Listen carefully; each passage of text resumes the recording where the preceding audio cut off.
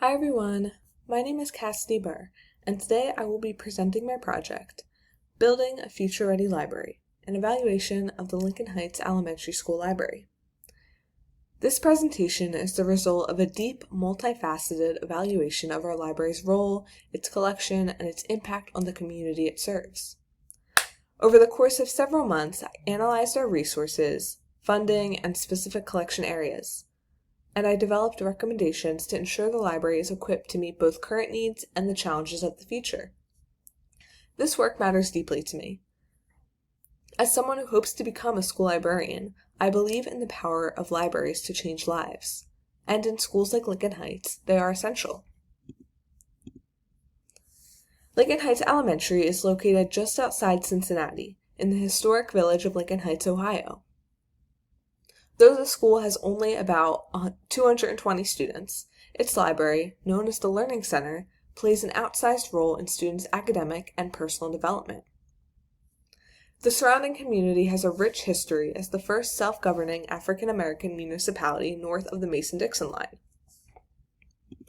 Our school consists of 99% minority students, with about 93% of them being Black. More than half of residents live below the poverty line, and many of our students are experiencing homelessness or foster care, which makes our demographics very unique.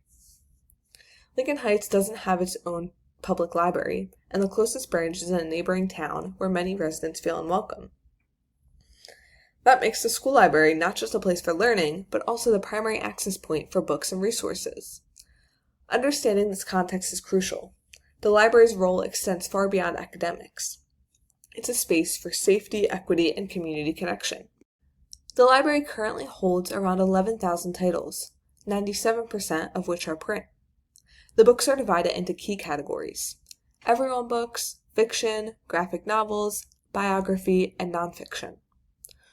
Our collection development policy is built around four major goals: expanding formats, promoting diversity, supporting curriculum, and inspiring a love of reading. We're working toward increasing access to non-print formats like ebooks and audiobooks. This is especially important for students with different learning needs or those who may not have books at home. Diversity is another core priority. We want students to see themselves reflected in the books they read, not just in terms of race and culture, but also in experiences, abilities, and interests. Selections are guided by trusted review sources like School Library Journal and Kirkus Review, and every purchasing decision is rooted in what students truly need, whether it's a high-interest graphic novel, a culturally affirming read-aloud, or a nonfiction book that connects directly to classroom learning. Now let's talk about the budget.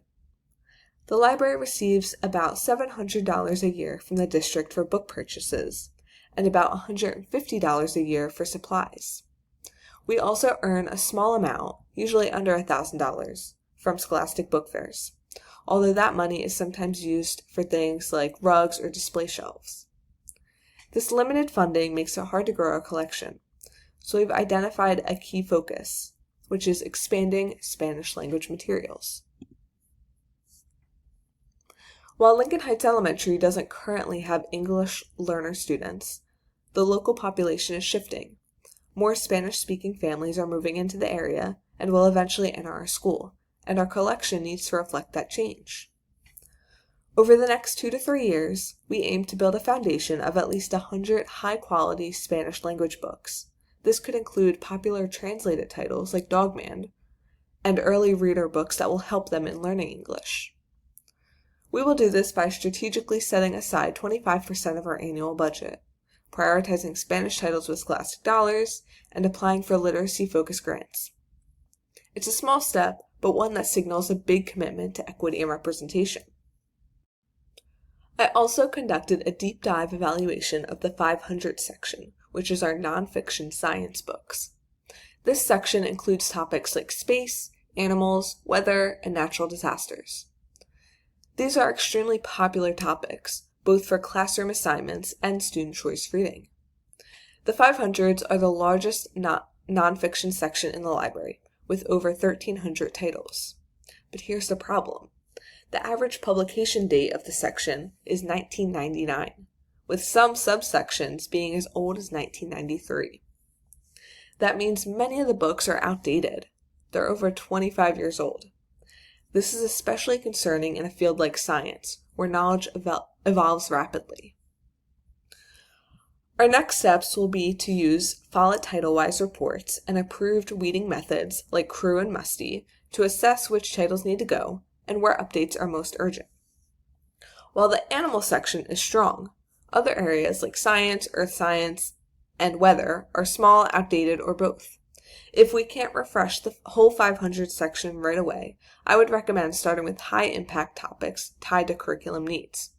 For example, weather books support second grade research units and should be prioritized with newer, grade-appropriate options.